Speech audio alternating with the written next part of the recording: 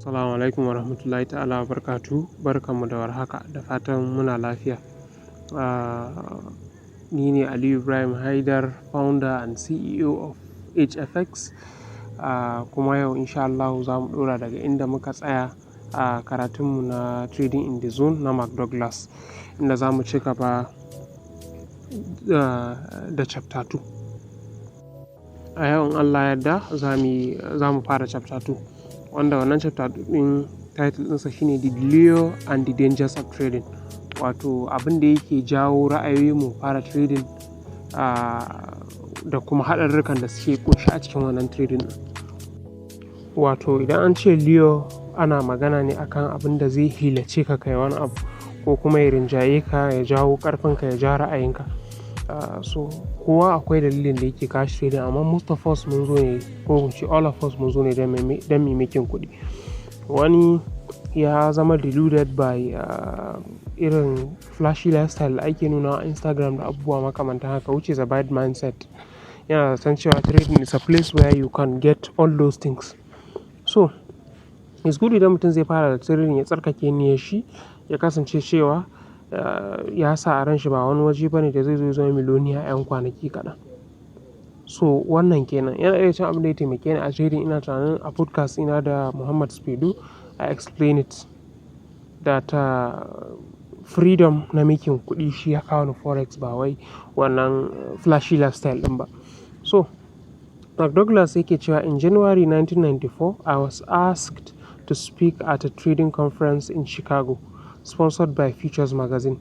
Ya ce a January ɗin 1994 an ce ya yi magana a wani trading conference da aka yi a Chicago, wanda Futures Magazine suka yi sponsoring, wato mujallar Futures ta yi sponsoring. Futures Magazine ɗin mujalla ce da take fitar da maƙaloli da abubuwa makamantan haka akan futures trading. So at one of the luncheons, I happened to be sitting next to an editor for one of the major publishers of books about trading. So yayin luncheon, irin abincin rana da ake ci like that during irin wannan tarukan, but even abincin rana akan kira shi da luncheon. Amma usually an fi assigning ɗin shi to taro irin wannan. Ya ce yana zaune kusa da wani editor for one of the major publishers of books about trading. Ya ce editor nan ɗaya daga cikin manya-manyan editor ne na littattafan da ake wallafawa akan trading. Ya ce we were having a lively conversation about why so few people become successful at trading. Ya ce suna tattaunawa mai ƙayatarwa akan dalilin da ya sa mutane kaɗan ne suke cin nasara akan trading, even people who are otherwise very accomplished. Ya ce cewa ba wai iyaka mutanen da suke samun nasara a trading ba ne suke kaɗan ba. Misali, like akwai masu samun success a trading, amma kuma wanda ya zama na cewa kuma success ɗin is complete, like they are very rich in the game. Su ma they are fewer than mutanen da suka samu nasara, wato meaning profitability ɗin ma a trading hawa ne. Wanda suka zama more accomplished ɗin ma kaɗan ne, wato suna daga cikin 1% out of the 100 kenan. At one point the editor asked me if a possible explanation for this phenomenon might be that people were getting into trading for the wrong reasons. Ya ce ana cikin wannan hira sai editor yake tambaya shi idan cewa maybe ɗaya daga cikin da ya sa wayanda suke samun nasara a wannan business ɗin kaɗan ne. Dalili shine yawanci wanda suke shiga trading suna shiga ne da like saboda dalilai marasa kyau, wato wrong reasons, kamar da na yi bayani ɗazu. Like a person wanting to be like a happy FX da abubuwa makamantan haka. Misali, kana tunanin in ka fara trading this year, next year ka fara hawa Lamborghini. So definitely this is a very wrong reason to start trading. Kuma wallahi tallahi it will affect you very negatively, because zaka ga abin kamar get rich quick scheme ne. In ka ɗauke shi a matsayin business, it will run very smooth for you. Amma in ya zama na cewa kai burinka shine like you are in here to be very rich in a very fast way, ka nuna wa mutane cewa ka samu kuɗi, you will not make it. Usually as a person who teach people forex and a forex trader, na yi la'akari da wannan abun. Na koya mutane forex da akwai categories ɗin mutanen da in sun fara trading ɗin forex yana wahala su succeeding da ilimin da suka samu. Na farko akwai slay queen. Saboda slay queen ko slay king kullum kuɗinsa ko tunaninsa ya za a impressing ɗin street. Kuma kowane business kake in dai tunaninka yadda za a kai impressing ɗin street ne kuɗinka zai ƙare da wuri-wuri. So these people hardly make it in trading. The slay queen, the slay king, the sarkin papa or something like that. So the thing is, if you are trading already and you came in with a bad mindset na quick buck mentality, wallahi tun yanzu kai dropping ɗin shi. Idan kuma baka fara ba, so I recommend that you see it as a very very simple but not easy business to make money. Yeah, akwai possibility making kuɗi, but it's not as people show you. So yake cewa sai ya going in attraction, wato dalilan da yake jawo mutane suke shiga trading. Ya ce I had to pause for a moment to think about this. Sai ya ce sai ya ɗan yi shiru don ya tunani akan tambayar da shi wannan editan ya masa. Ya ce I agree that many of the typical reasons people are motivated to trade, the action, euphoria, desire to be a hero, the attention one can draw to himself by winning, or the self-pity that comes from losing, create problems that will ultimately detract from traders' performance and overall success. Yake cewa ya yarda cewa mafi yawancin dalilan da yake sa mutane suke trading, wato the action, like wannan thrill ɗin na placing ɗin order, anticipating ta yi, like you are involved in something, you feel active. Za ka ga yawanci if you are a trader Asabar Lahadi ta yi, za ka ga you feel very dumb and numb. So like ba action, you get the concept. So wannan action ɗin yana drawing ɗin mutane su shiga. Euphoria, wato da kuma like wannan thrill ɗin da mutum yake ji idan ya yi winning, like you are feeling you're on top of the world, shine euphoria. The desire to be a hero, wato burin ya zama na cewa like kai gwarzo ne ko gwani ne. After winning like many streaks, you'll feel like you are on top of the world. So wannan ma ya daga cikin dalilai. Ya ce the attention one can draw to himself by winning, da kuma attention ɗin da zaka jawo mutane, like mutane su ga cewa wani is winning, har ma mutum ya fara tunanin influencing da abubuwa makamantan haka. Wannan kuma is not a good thing. Wannan two things ɗin da na faɗa, like the euphoria ɗin, desire to be a hero, the attention one can draw to himself by winning, dukkan su gaskiya ba dalilai bane masu kyau. So da usually za ka ga you are trading the market amma kuma focus ɗinka is outside the market, in the sense that you are focused about like ka riga ka tattara focus ɗinka ka kai shi mai outside world za su yi perceiving ɗinka akai game da trading ɗinka. Maimakon kai focusing akan ya za a kai improving ɗin trading ɗinka, kai ya kake perceiving ɗin trading ɗinka. A'a, sai ka bige da ainihin ya outside world, to kaga zaka sha wahala. Yanzu misali kamar mutane ne, people used to make this mistake, like da ka shiga trade setup sai ka sa stop loss ɗinka da TP ɗinka normal yadda ka saba sa, amma dan screenshot ɗin yayi kyau in zaka sa a social media sai ka adjusting ɗin stop loss ɗinka. Kafin ka je ka gama posting ka gama gyara caption ɗinka, an zo an hitting ɗin TP, an yi hitting ɗin stop loss ɗinka, kuma kasuwa ta yi moving. Kaga wannan like the reason you lost here is that because you want your screenshot to look good, you are impressing the streets.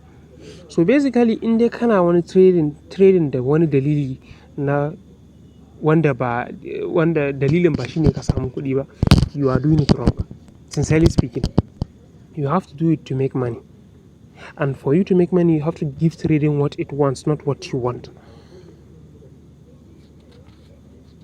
Ya ce all the self-pity that comes from losing, da kuma yadda za ka ɗan dinga jin tausayin kanka ɗin nan saboda ka yi losing, create problems that will ultimately detract from a trader's performance. Ya ce wa'annan abubuwa suna jawo wa trader matsala wanda tabbas za su like rage masa performance and overall success da kuma nasarar da zai samu. Ya ce but the true underlying attraction to trading is far more fundamental and universal. Ya ce amma kuma haƙiƙanin dalilin da yasa yake janyo mutane su shiga trading, like abu ne wanda is basic a human nature, wato yana dunkula a nature ɗin na ɗan adam, da ku an universal, kuma yawancinmu ko galiban ko kuma ya ce duk duniya, idan aka ce duk duniya is a sweeping generalization because duniya tana da girma, amma yawanci generally an ce the majority carry the vote. So like here zan ce like majority abin da yake kawo mu trading, ya ce dalilin is fundamental and universal. Trading is an activity that offers the individual unlimited freedom of creative expression. Ya ce trading wani business ne wanda yake kawo wa like mutum. Aka ce individual ana nufin mutum ɗayansa. Individual abu indivisible kenan wanda ba za a iya raba shi ba. Yanzu misali, in aka ce wane is an individualist, wato mutum ne wanda ya bambanta da kowa ko kuma yake abubuwa na raɗin kansa. So basically individualism is a practice whereby mutum like abin da ya damu da shi shine business ɗinsa. To ɗan adam individual ne, duk da muna zama in group muna abubuwa, amma the underlying principle na tsakaninmu shine we are very individualistic a matsayin mu na ɗan adam. Kowa za ka ga ko ciki ɗaya kuka fito za ka ga akwai bambanci. So ya ce the underlying babban abin shine wannan unlimited freedom of creative expression. Wato kana da dama ka ballagar da kanka yanda ka ga dama.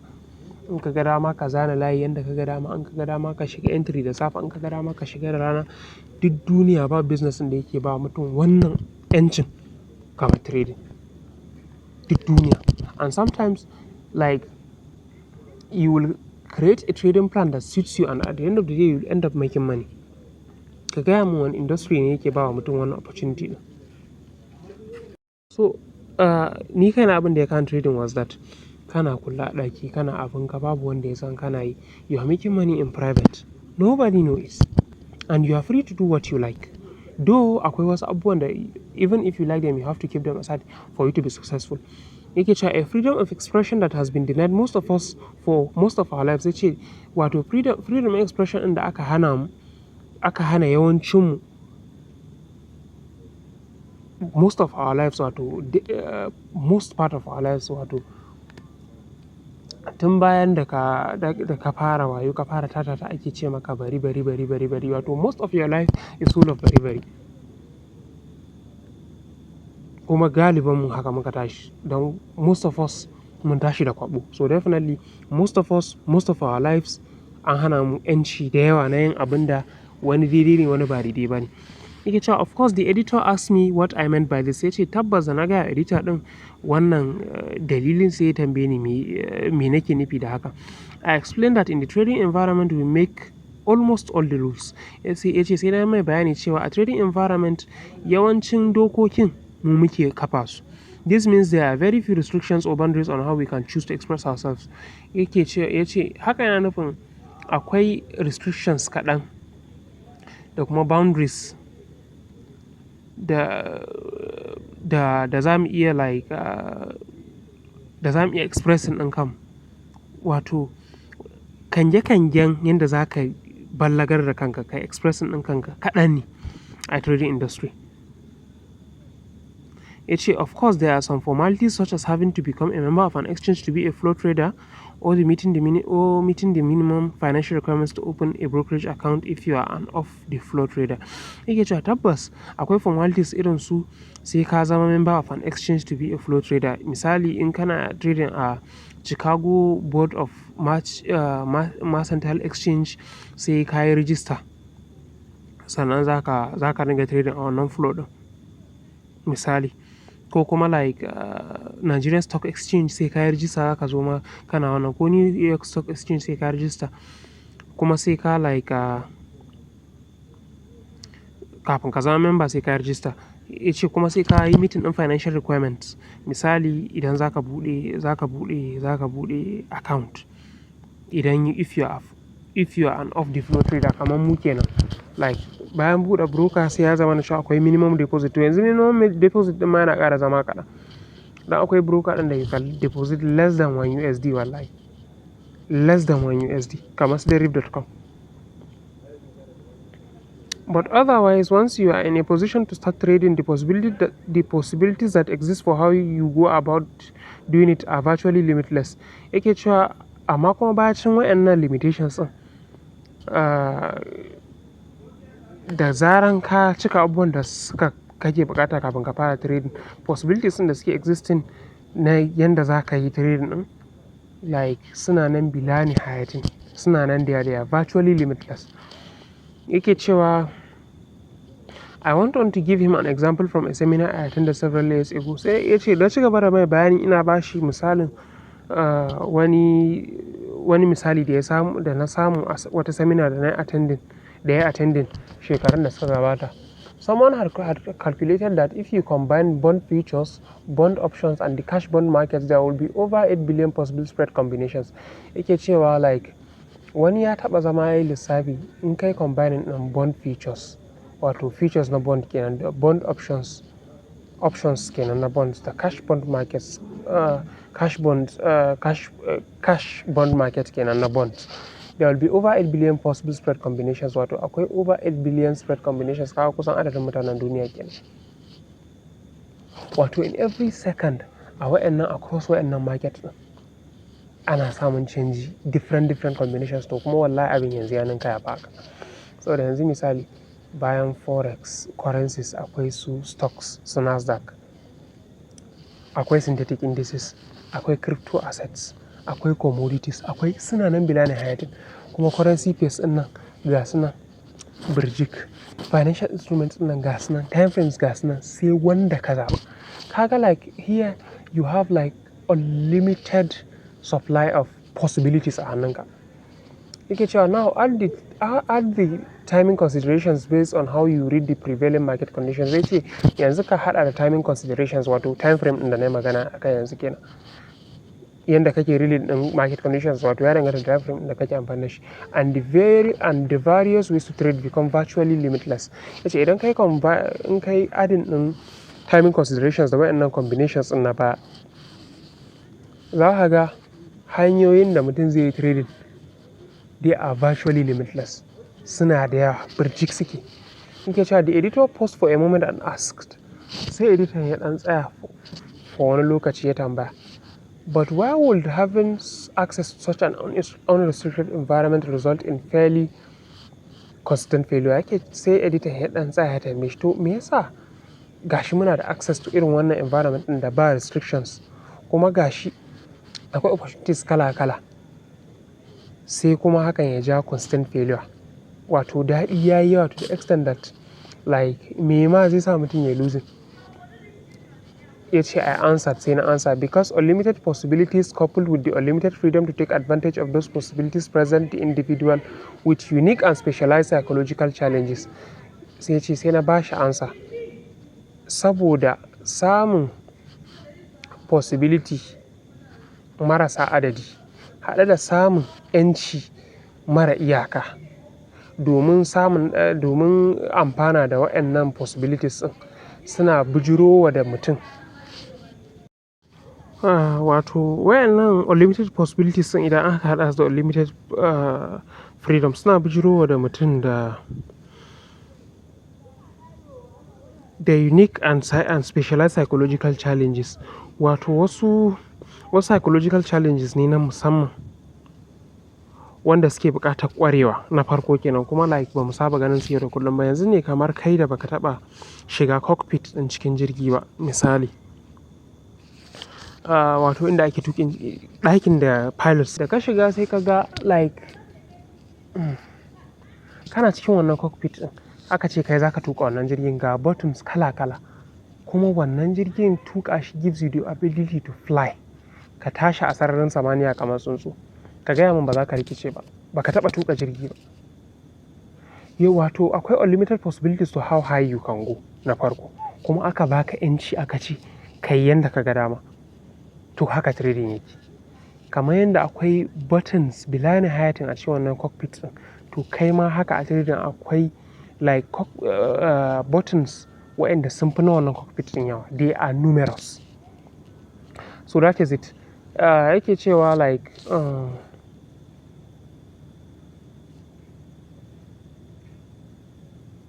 challenges that very few people are properly equipped to deal with. Yake cewa challenges ɗin da ƙalubalen da mutane kaɗan ne suka shirya yanda ya dace domin su tunkare su, or have any awareness of for that matter, ko kuma suke da ainihin awareness na cewa waɗannan challenges ɗin suna existing to speak of. And people can't exactly work on overcoming something if they don't even though it's a problem. Yake cewa like na farko mutane kaɗan ne ma they are ready, wato suka zama equipped domin su tunkari wa'annan wannan challenges. Abu na farko kenan. Abu na biyu kuma wasu ma ba su da awareness cewa wannan challenges suna existing. Yawancin mun shiga trading ne kawai ba tare da la'akari da muna da bayan unlimited freedom nan da muke da shi fa yana carrying fa great risk fa. Few of us know this. And people can't exactly work on overcoming something if they don't even know it's a problem. Yake cewa mutane ba ma za su iya ƙoƙari domin su ci ƙarfin abu ba idan ma ba san menene matsalar ba. You get the concept? Wato sai ka san me matsala kake iya maganinta. Ta wani marubuci yake cewa wai ita matsala kamar zazzaɓi ce. Yayin da take farko tana da wuyar detecting amma tana sauƙin magani. Yayin da ta tsufa tana da sauƙi a gane ta amma fa tana da wuyan magani. So usually sanin rabin matsala, sanin akwai matsala rabin magani kenan. Kaman a ilimi ne in ka san baka sani ba, so you know the questions to ask which will help you know. Nke cewa the freedom is great, freedom din yana da girma, all of us seem to naturally want it. Dukanmu a zahirin Adam yana son yanci, naturally za mu so irin wannan environment. Strive for it. Za mu yi ƙoƙari mu yaƙi domin mu samu wannan freedom ɗin. Even crave for it, yace kai har mu kulafucinsa. But that doesn't mean that we have the appropriate psychological resources to operate effectively in an environment that has few if any boundaries, and where the potential to do enormous damage to ourselves exists. Yake cewa san wannan freedom ɗin da kirdadan shi da kulafucin shi, hakan ba yana nufin cewa muna da psychological resources da suka dace domin mu yi aiki yadda ya kamata a wannan environment ɗin ba. Environment ɗin da yake da boundaries kaɗan ko ma babu. Kuma a wannan environment ɗin potential ɗin yiwuwar mu cutar da kanmu yana da yawa. Cutarwa mai yawa. Potential ɗin mu kanmu cutarwa mai yawa tana da yawa a ciki. Yanzu za ka iya yin dako na wata 6 kai funding. Wallahi za ka iya blowing ɗin account ɗin nan a 2 minutes. So kaga like potential ɗin kai damage ɗin kanka a wannan wajen is very large.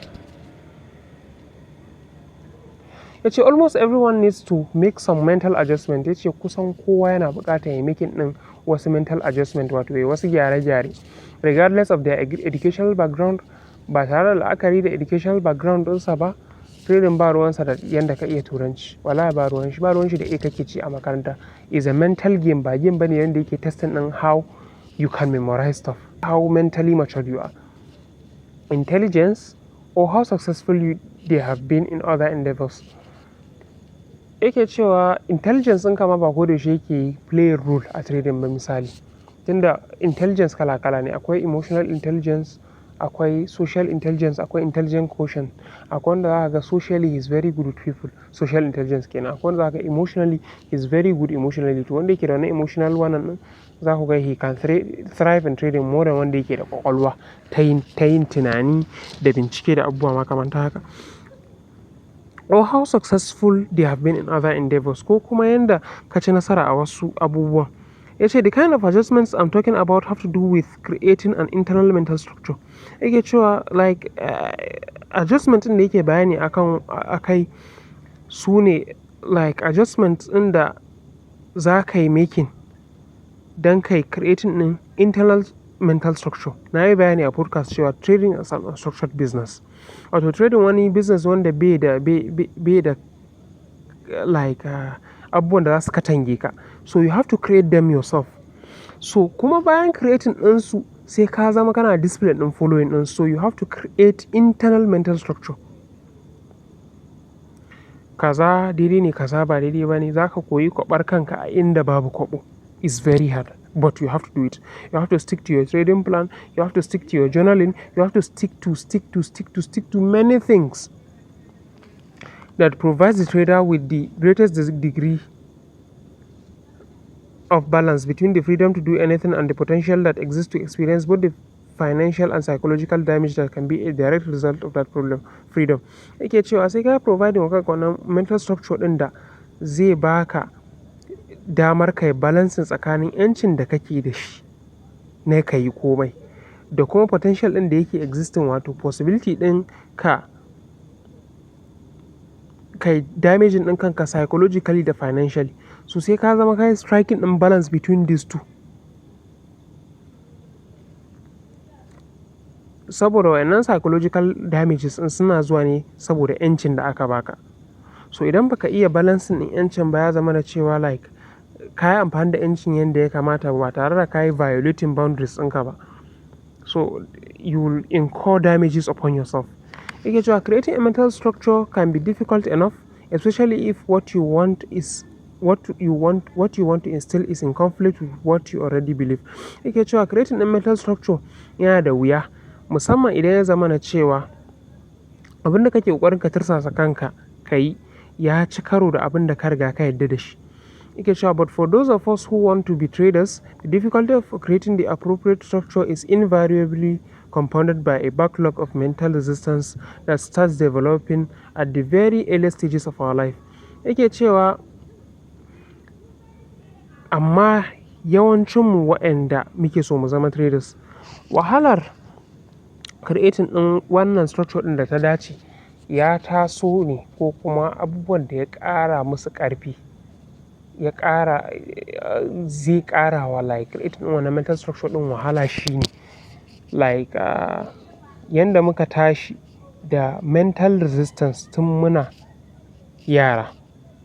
Misali like mun riga mun tashi a structure wanda tun tali ya ci karo da like yanayin structure na trading. Bature ne kai, baki ne kai, ɗan Najeriya ne kai, ɗan ina ne kai, like yanda ka tashi ya sha bamban. Mental structure ɗin da ka tashi a ciki ya sha bamban da mental structure ɗin trading. All of us are born into some sort of social environment. Yace dukan mu an haife mu a cikin social environment. Dan aka ce social environment wato waje ne wanda like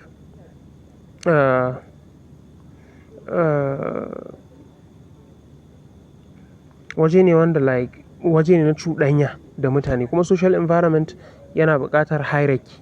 Akwai baba, akwai mama, akwai wanda ya girme ka, akwai wanda ka girma, akwai wanda daga gare shi zaka koya. Akwai cuɗanya, shine social environment. Yace a social environment or society, whether it's a family, city, state or country, implies the existence of structure. Yake cewa social environment wato inda ka tashi, social environment society kenan, ko family ne, ko garinku ne, ko unguwarku ce, ko ƙasarku ce, ko a makarantarku ne, ko a masallacinku ne, yana implying the existence in structure. Wato yana nufin cewa a wannan wajen akwai structure, akwai dokoki da ake abiding by. Yace social structures consist of rules. Wato nan structures sun tattara ƙawa'id ko ƙa'idoji. Yanzu misali idan wani babba ya ganka kana tsaye a bakin kwata kana fitsari a tsaye, ka yi violating what is the name of this social structure. Ka yi abin da ba daidai ba ne. A gidanku bayan da za a yi kana zaune a tebur kana cin abinci ka ci da hannun hagu, is not possible. Ka yi violating social structure na addininka da kuma na family ɗinka. Wato akwai wasu ƙawa'id da aka riga aka yi setting a ko'ina da kake living. A makarantarku babu yanda za a yi ka ɗauko course ɗin da ba na department ɗinku ba ka ce za ka yi shi. Wato which means that a department ɗinku akwai rules ɗin. So duk inda kake akwai certain rules ɗin da suke pertaining to that place. Ko ina ka je akwai irin dokokinsu. Na wani waje yana bambanta da wani waje, amma kuma still akwai rules, akwai restrictions, katange, kar kai kaza, akwai boundaries, akwai abubuwan da ba za ka tsallaka su ba. And a set of beliefs that become a code of behavior that limits the ways in which individuals within that social structure can or cannot express themselves. Yake cewa da kuma wasu jerin beliefs, wato beliefs hanyoyin da aka yarda da su na aiki. Yanzu misali in the Islamic belief saɓo ne ko kuma rashin kyautawa ne ana azumi, kai ba you are normal ka ainihin ƙin azumi. ka saba da code of behavior na addininka. That become a code of behavior that limits the ways in which individuals within that social structure can or cannot express themselves. Yake cewa to social structures sun kunshi wa'annan abubuwan da suke limiting din yanda kai zaka ballagar da kanka. Ba za ka zo ka ce za ka yi sallar la'asar da isha ba, you are lying. Misali ka ce kai daga yau lokacin sallar la'asar shine lokacin sallar isha. Kaga like an ce ka yi kaza, an ce kar ka yi kaza, an sa kai akwai yanda aka sa ka expressing ɗin kanka kai aiki ka faɗi magana, akwai yanda in ka faɗi magana za a kwaɓe ka, akwai yanda in kai kaza za a hana ka. So definitely the thing is komai akwai ƙayyadaddun yanda aka ce ka yi shi da kuma kar ka yi shi. Ba za ka yi gaban kanka ba, you cannot express yourself the way you like. Furthermore, most of the limitations of social structure were established before we were born. Yake cewa daɗin daɗawa wa'annan structures na social structure an riga an kafa su tun kafin a haife mu. In other words, by the time any of us get here, yake cewa a wani ƙaulin zuwa lokacin da ɗaya daga cikinmu zai zo nan, wato duniyar trading kenan, ko duniya in general, yayin da ka zo duniya, most of the social structures governing our individual expression is in place and well entrenched. Yace yawancin dokokin da suke guiding ɗin rayuwar mutum an riga an layin ɗinsu down, kuma an riga an kafa su ba a tsallaka su. Babu yanda za a yi ka tashi a gidan da ana zuwa makaranta ka ce ba za ka je makaranta ba. Tun taltala haka yayanka yayi, haka babanka yayi, so kai ma sai ka yi. So which means that your fate has already been decided tun kafin a haife ka. Kakanka musulmi ne, babanka musulmi ne, kai you have to be a Muslim. If he's a Christian, you have to be a Christian. In ɗan kasuwa ne ko you have to do that. So definitely before you were born, rules were already set for how you will live your life, whether you like it or you don't. It's easy to see why a society's need for structure and the individual's need for self-expression can conflict. Yake cewa abu ne mai sauƙi ka ga buƙatar da society take da shi na ta kafa structure da kuma individual like kai abin da kake so kai expressing da juna. Dole ya zama na cewa like akwai wa'annan structure ɗin. Idan ba haka ba ɗan adam zai behaving kamar dabba. Za ka ga wani sa'in kana so kai abu amma kuma ba haka ne ya dace a addininku ba ko a like ko a gidanku ko a community ɗinku. So dole tunda ɗan adam like he's a higher animal, shi ma yana da wannan animalistic tendency, yana so ya tambele wani sa'in. So dole za ka ga akwai cin karo tsakanin abin da ake so ka yi da kuma abin da yake existing a structure ɗin da ka tashi. Yake cewa every person who wants to master the art of trading faces just such a fundamental conflict. Yake cewa duk wanda ya shiga trading yana facing wannan fundamental conflict ɗin. That misali ka tashi a inda akwai structure, ka zo kuma ka haɗu da akwai wajen da like trading kenan structures ɗin kaɗan ne. Ka riga ka saba a hana ka, nan kuma inda kwaɓan kaɗan ne, amma kuma rashin kwaɓan shi ne zai zo ya zama maka problem. Sai ka kwaɓi kanka za ka samu problem, za ka samu nasara. So like in kana so ka yi mastering ɗin art of trading, sai ka yaƙi wannan conflict ɗin da kake facing. I'd like you to ask yourself what one characteristics if a form of personal expression is common to every child born on this planet. Yake cewa zan so ka tambayi kanka wace ɗabi'a ce wacce kowane yaro da aka haifa a wannan duniya yake da, regardless of the location, culture or social situation the child is born into. Yake cewa ba ta ko a wani irin location ya tashi, ko a wace iriyar al'ada ya tashi, ko social situation, mai kuɗi ne shi ko talaka ne shi ko ya tashi, social situation ɗinsa dai, duk yanda aka haife shi za ka ga yana da wannan ɗabi'ar. Wannan ɗabi'ar ita ce curiosity, wato ƙwaƙwafi. Duk yaro yana da curiosity. In ya ga wuta yana so ya taɓa, yana so ya san menene wannan abu. Every child is curious. Idan ya ga haske yana so ya kamo wannan hasken. In ya ga akuya, he will like zai dinga mata kallon like this is a foreign thing that he's seen. Yake cewa at its most fundamental level it is a force. Oh, every child is eager to learn. Yake cewa kowane yaro yana da zillumin ya koya. They can be described as little learning machine. Yake cewa za a iya cewa yara little learning machines. Yace consider the nature of curiosity. Shi yasa za ku ga yara like suna saurin koyon abu saboda ba su da wannan rigidity din na girma. In mun girma ne muke da wannan rigidity din, kuma wannan rigidity din yana azabtar da mu. Yana azabtar da mu in the sense that in ka girma, the more kana girma kana ganin kai ka sani all, you don't need to learn more. So wannan abun zai sa ya taƙaitar da iliminka. Shi kuma yaro yana da wannan childlike curiosity. Kullum he wants to learn more. So in kana so ka tara ilimi a rayuwarka, you have to rejuvenate that childlike curiosity din naka, kada da shi duk abin da ka gani ka tambaya. Duk abin da ka gani baka sani ba ka faɗaɗa iliminka. Kar ka zama kana da cognitive dissonance. Cognitive dissonance shine wani abin da mutum baya son ya tarar da wani abu da ya ci karo da iliminsa. Jahilai suna da shi da yawa, wasu masu ilimin ma suna da wannan cognitive dissonance da yawa. So it's good ka yaƙi cognitive dissonance naka.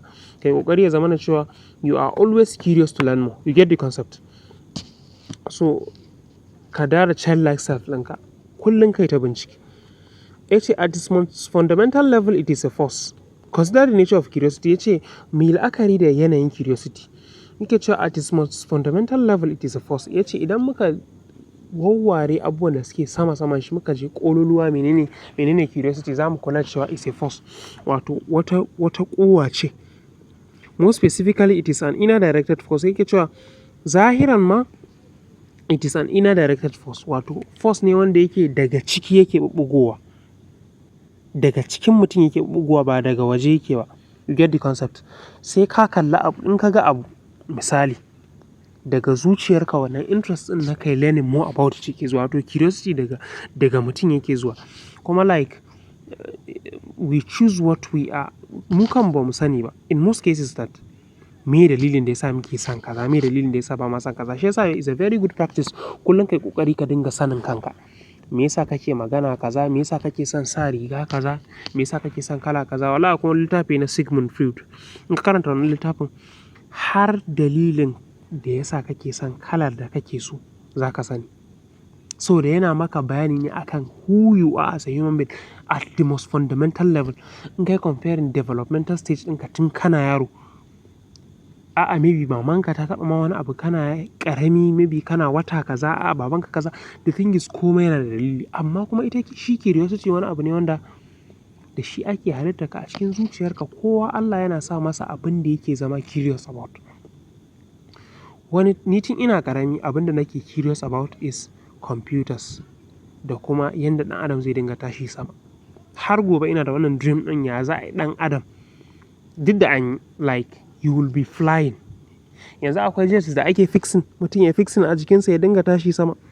So since kafin technology ɗin na ya zama rife ko kuma in san da shi nake zama like I'm curious about it. Or making a movement. Tun muna yara akwai wasu like abubuwan da we cannot explain them. Allah ne kimsa mana su a cikinmu. Yake cewa like more specifically it is an inner directed force, which means there is no necessity to motivate a child to learn something. Yake cewa like baka buƙatar kai motivating ɗin yaro domin ya koyi wani abu. Duk dolenta yaro ko mahaukacin za ku akwai abin da ya focusing akai. So na inner directed force ɗin baya buƙatar motivation. A child is motivated to learn already naturally. A motivations ɗinsa akwai koyo.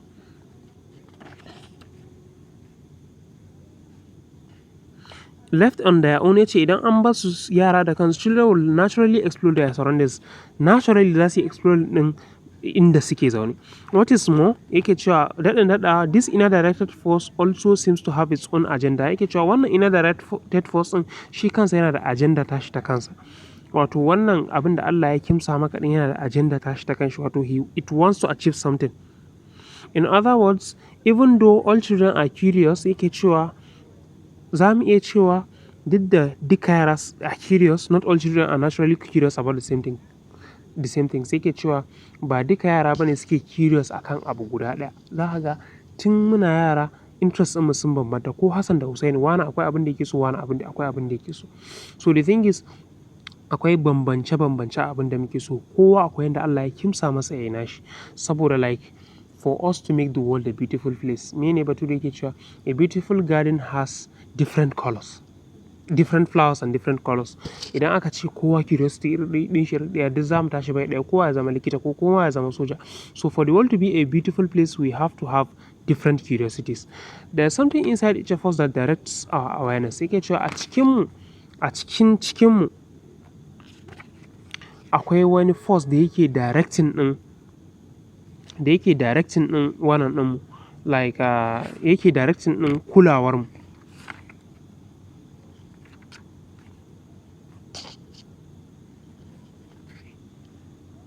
Yace even infants seem to know what they want and don't want. Yace ko yara akwai abin da suke so da abin da ba sa so. Yanzu tun muna yara akwai cartoon din da ba mu so, akwai cartoon din da muke so. Akwai madarar da muke son sha, akwai madarar da ba ma son sha. In aka yi da mu, mamanka za ta yi da kai ka sha kaki.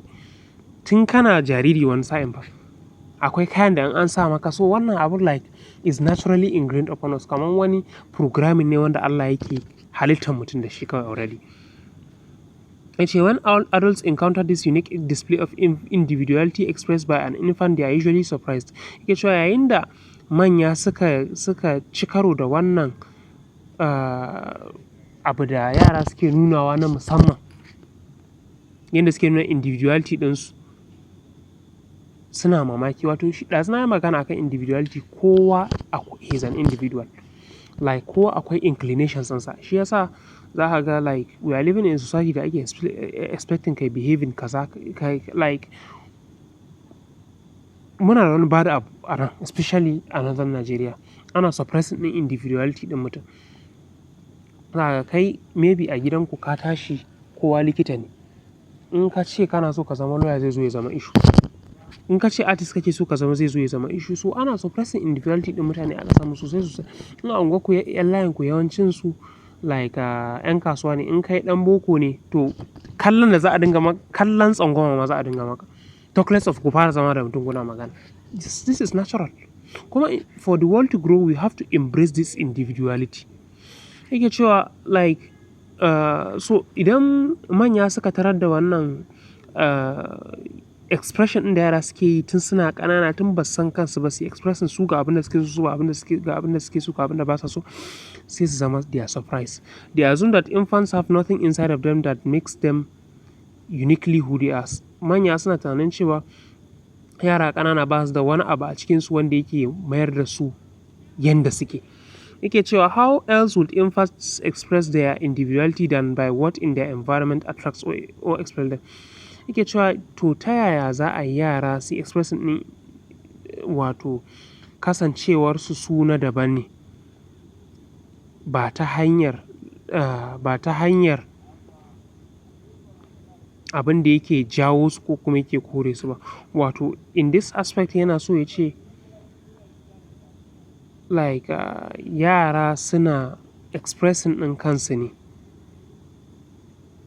suna expressing ɗin abin da suke ji a cikin zukatansu ne akan abin da yake environment ɗinsu, abin da yake attracting ɗinsu da kuma abin da yake kore su.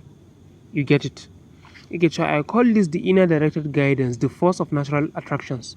Wato ya kira wannan abin inner directed guidance, wato wani nuni ne da yake daga cikin mutum.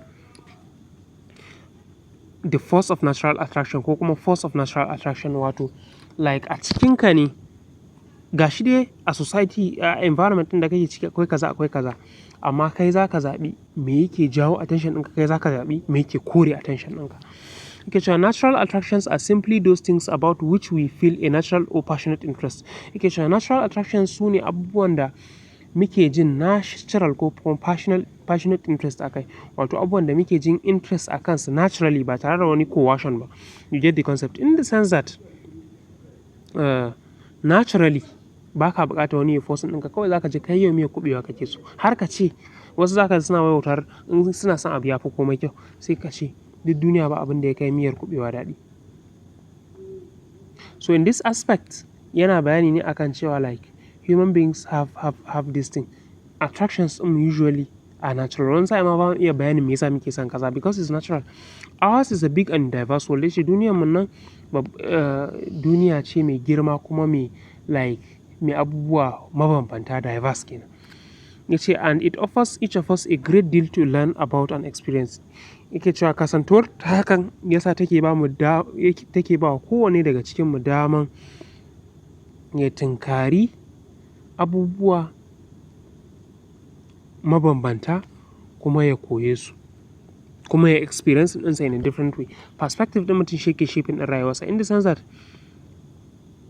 kowa yanzu misali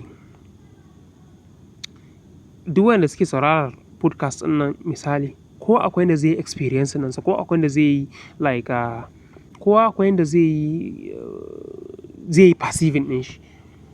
Quantum mechanics suna kiran wani abu wai suna cewa like we create what we see, wai we create the world around us. Yanzu misali idan na rufe idonka na shigar da kai ɗaki, in baka ga komai ba, meaning like ba komai a wajen kenan, sai ka buɗe idonka ka kalle shi ya zama zahiri a wajenka. Wato mu muke ƙirƙira abubuwan da muke gani a idonmu.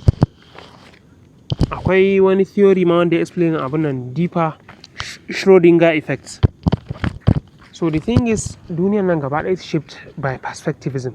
Fahimta fuska ake cewa. So like kowannen mu akwai yanda yake dealing da abubuwan da yake experiencing, akwai kuma yanda yake experiencing ɗinsu.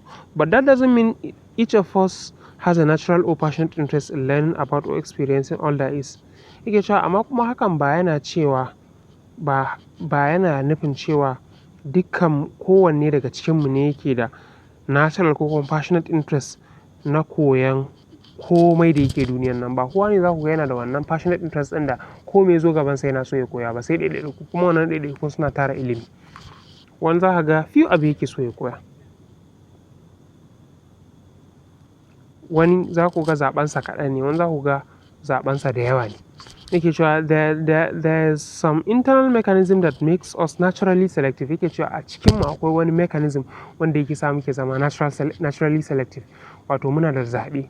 Wani za ku ga yana da zaɓe a abinci, wani za ku ga yana zaɓe a mutanen da yake mu'amala da su da abubuwa makamanta haka ne. So definitely the thing is this, like we are naturally selective. Wani za ku ga yana da interest a broad range of topics. He wants to learn everything. So if you think about it, I'm sure you could list many things to do or be that you have absolutely no interest in. Yake cewa idan kai zauna kai nazari a kai, za ka lissafa abubuwan da kanka ba ka da interest ko kaɗan a kai. Yanzu misali ni muga ko kaɗan ban da interest a kan wannan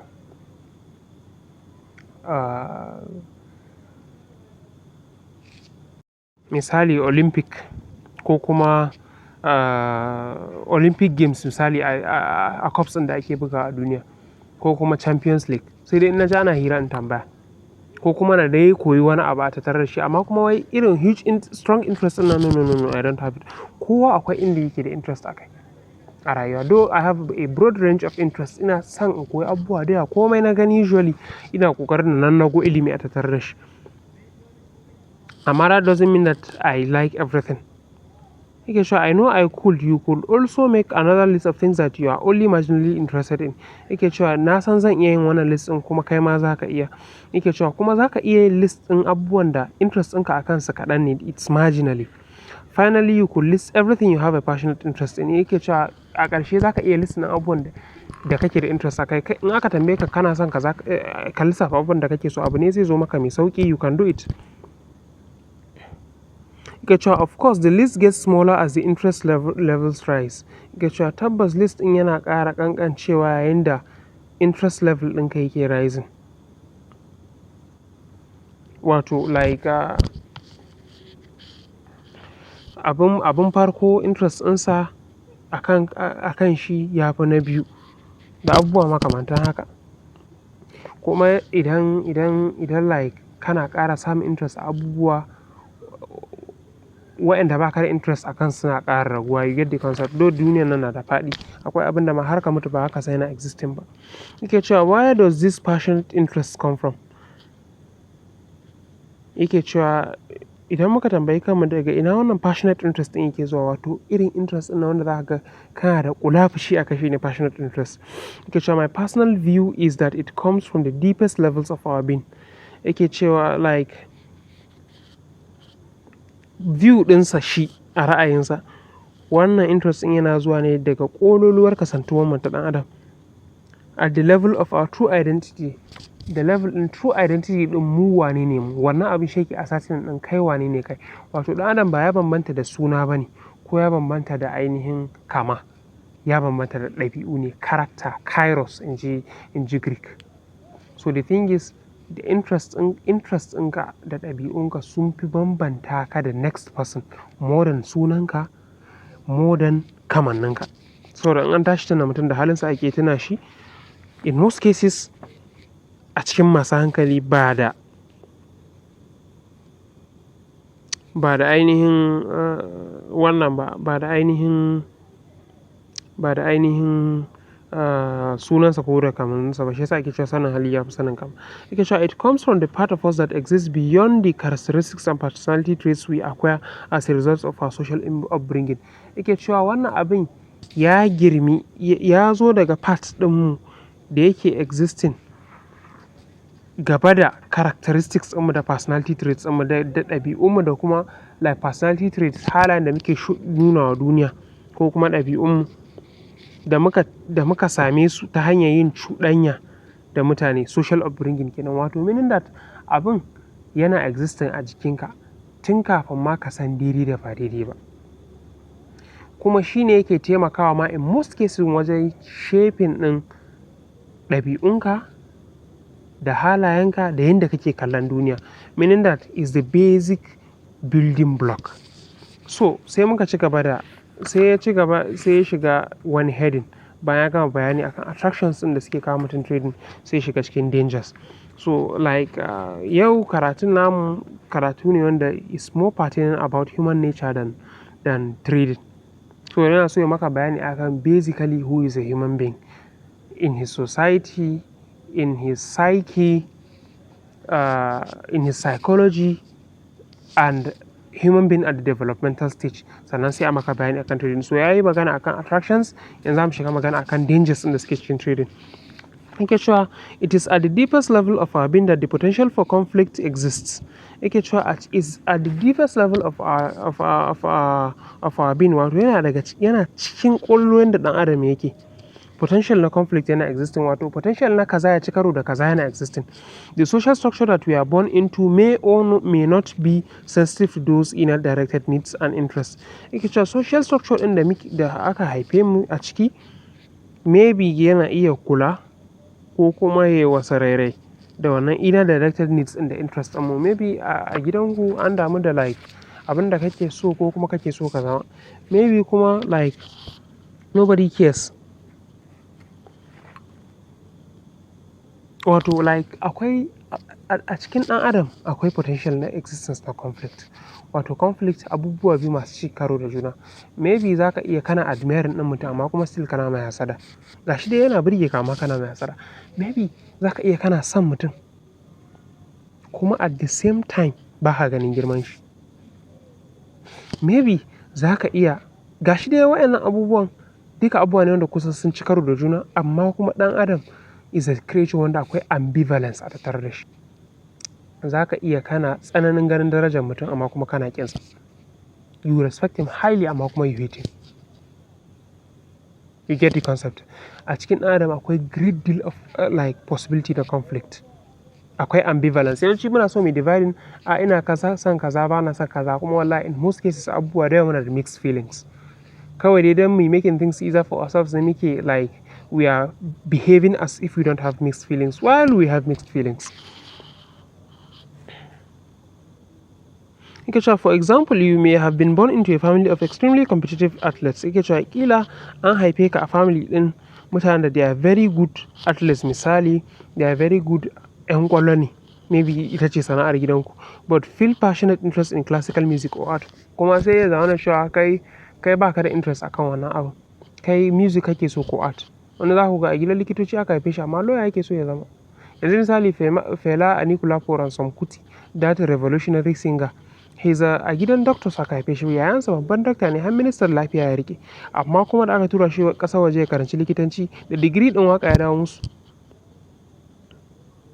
So that's it.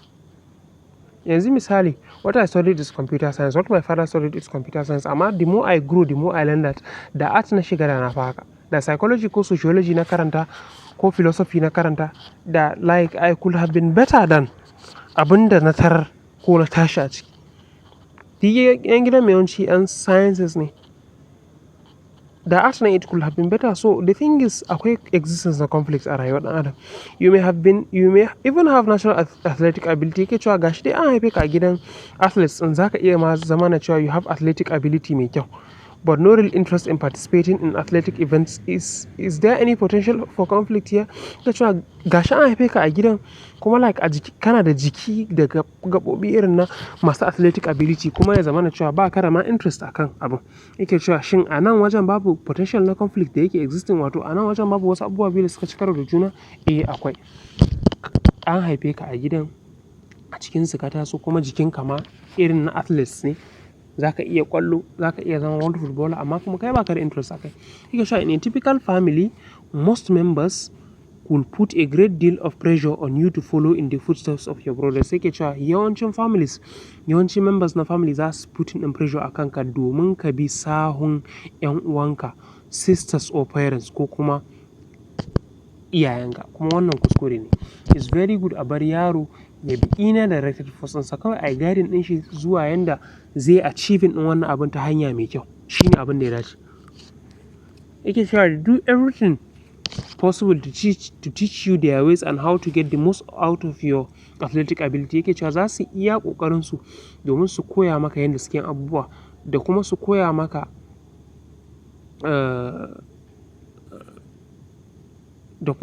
maka yanda zaka zaƙulo wannan athletic ability ɗin naka a matsayinka na mai wannan athletic jiki ɗin kuma wanda aka haife shi a wannan gidan.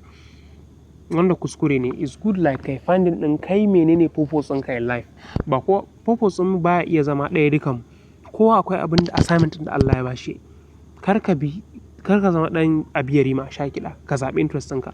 Yake cewa they discourage you from seriously pursuing any other interest. Za a sare maka gwiwa daga bin kowane interest da kake so. Yace you go along with what they want domin ka bi sai kuma ka zo ka ba abin da suke so su bi because you don't want to be ostracized, so da baka so a yanke alaka da kai, but at the same time doing what they want you to do just doesn't feel right. Gashi dai ka ba abin da suke so kai ne amma kuma you don't feel right, baka tunanin kaya wa kanka adalci. Although everything you have learned and been taught argues in favor of becoming an athlete. Yake cewa yawanci kuma gashi dai da abin da aka koya maka da abin da ka koya yana taimaka ka ne domin ka zama wannan athlete ɗin, amma kuma still zuciyarka ba ta so. Yace the problem is it doesn't feel like who you are. Yace matsalar shine baka jin kamar kai ne. You feel like you are doing the life of another person. So that is it. You feel like kai wannan abin gaba ɗaya kana yi ne kawai baka so. Yake cewa the conflicts that result from what we are taught about who we are supposed to be and the feeling that resonates at the different levels of our being is not at all uncommon. Yake cewa cin karo da ake samu tsakanin abin da aka koya mana,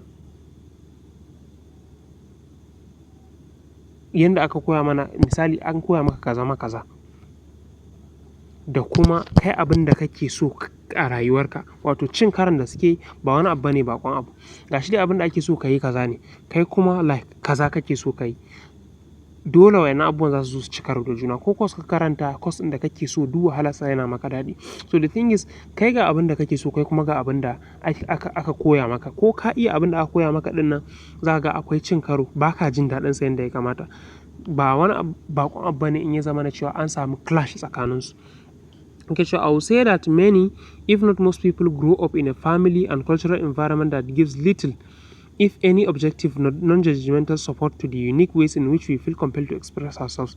Yake cewa zan ce da yawa daga cikinmu idan ma ba dukanmu ba, mun tashi a family ko kuma a yanayin al'adun da ba ruwansu da abin da muke so mu zama. They want us to be who they want us to be.